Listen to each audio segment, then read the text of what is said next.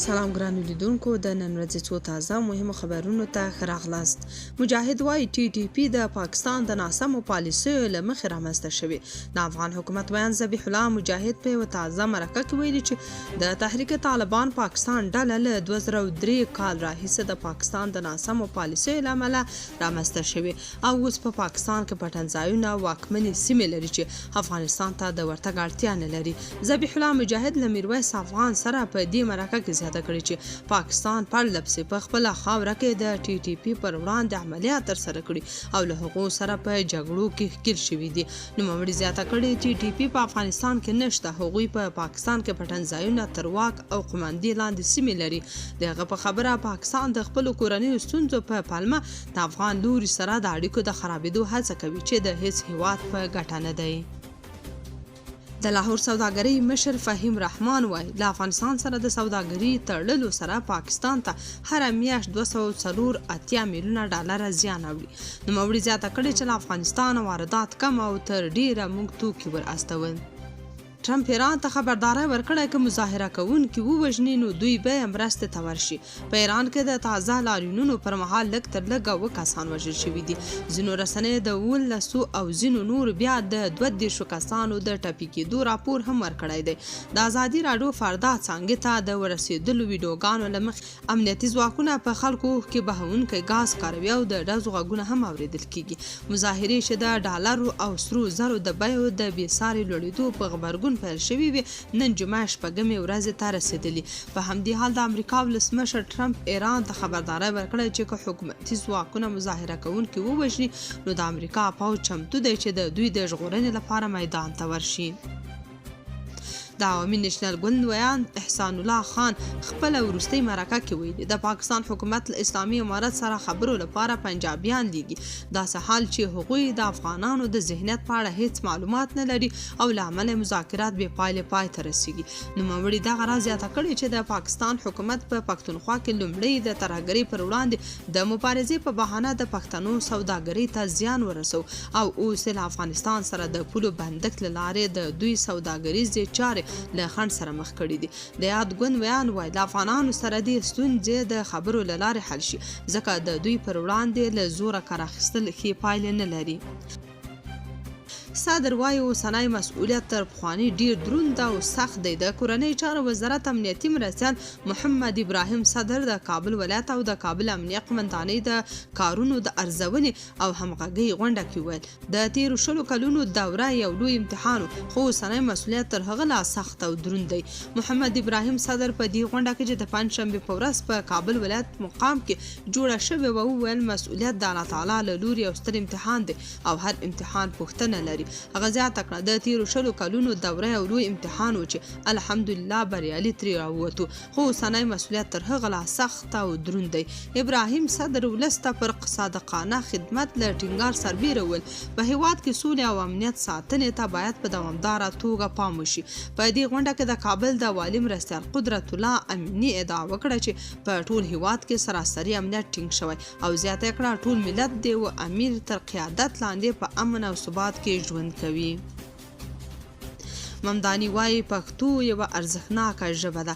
زهران ممداني د نیویارک ښار د ښاروال په توګه لوړه وکړه او خپله رسمي دنده د شپې له 12 بجو وروسته د ښاروالۍ ودانۍ لاندې د اورګاډي په یوه تمځای کې پیل کړه. نوموړی د نیویارک ښار لومړنی مسلمان ښاروال بلل کیږي.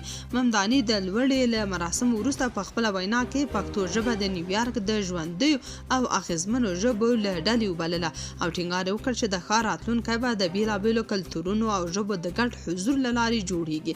هغه ویل د دې کیسې لیکوالان به په پښتو او ماندرین یدیش او کریول خبرې کوي.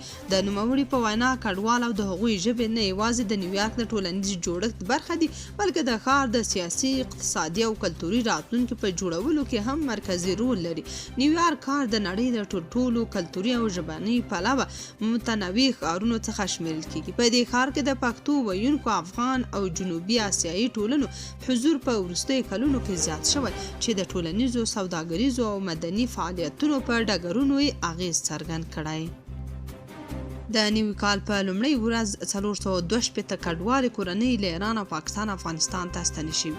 د کډوالو ستونزو ته د رسېدنې عالي کمیسیون خبر ورکړی چې پرون د 2016 کال په لومړۍ ورځ له ایران او پاکستان نه 462 کورنۍ افغانستان ته ستنې شوي دي. د دغه کمیسیون د راپور له مخې دغه کډوال د کندهار، د سپین بولدک، د ننګرهار، د تورخم، د هلمند، د بهرامچی، د هرات، د اسلام قلعه او د نیمروز د ورېښمو پله له لارې ستانه شوي دي. په راپور کې راغلي د دغو کسانو له ډلې د تورخم له لارې 250 کورنۍ، د سپین بولدک له لارې 25 کورنۍ، د بهرامچی له لارې 115 کورنۍ، د ورېښمو پله له لارې بیا 450 او د اسلام قلعه له لارې 18 کورنۍ افغانستان ته ستنې شوي دي.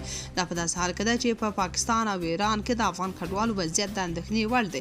راپورونه ښایي چې د پاکستان په بیلابیلو ښارونو کې د پولیسو د عملیاتو په لړ کې افغان کډوال د پلټنو، نیولو او جبري ایستلو له ګواښ سره مخ دي. د عامه روغتیا وزارت ټول هیواد کې د درملتونونو د بیا ځلي سروې او الکترونیک کېدو خبر ورکړی. د یاد وزارت ویان ډاکټر شرافت زمان ویلي دغه سروې به د ټول هیواد په کچه وي او ان تر ولسوالیو او کلیو به وغځول شي. ښاغلي زمان په ایکس لیکلي د دې سروې موخه د جواز لرونکو او بې جوازه درملتونونو تثبیت، الکترونیکي کېدل او د بې جوازه درملتونونو پر وړاندې لازم اقدامات ترسره کول یاد کړي. نوموړي زیاته کړې د سروې لپاره شاوخوا 80 میلیونه افغانۍ بودیجه ځانګړې کړې. د اسرائیلو پوځ په خپل کلني راپور کې ویلي چې د 2015 کال په اوږدو کې د زرګونو هوایي، ځمکني او سمندري بریدونو له لارې د حماس، حزب الله، حوثیانو او د ایران د پوځي نظام لسګونه لوړپوړي قمندانان او چارواکي په نښه کړي دي. په دغه راپور کې راغلي چې د چهارشنبې په ورځ خپور شوی راغلی چې د اسرائیلو پوځ د ډسمبر میاشتې تر نیمایي پورې په بیلابیلو برخو کې نږدې 10,000 او 900 هدفونه په نښه کړي او شاوخوا 410 ځمکني عملیات ترسره کړي او 50 سمندري بریدونه کړي دي. د اسرائیلو د پوځ سویلي قمندانۍ اعلان کړی چې د غزې په تړانګه کې د خپل عملیاتو پر مهال شاوخوا 19,510 هدفونه په نښه کړي او د حماس اړوند 13,000 او 910 بنسټونه له منځه وړي دي.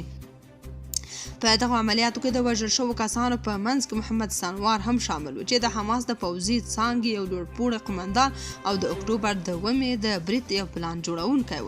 همدارنګه د حماس د لیوا، کنډک او ټولګي په کچه قمندانان هم د وژل شوو کسانو په لیست کې شامل دي.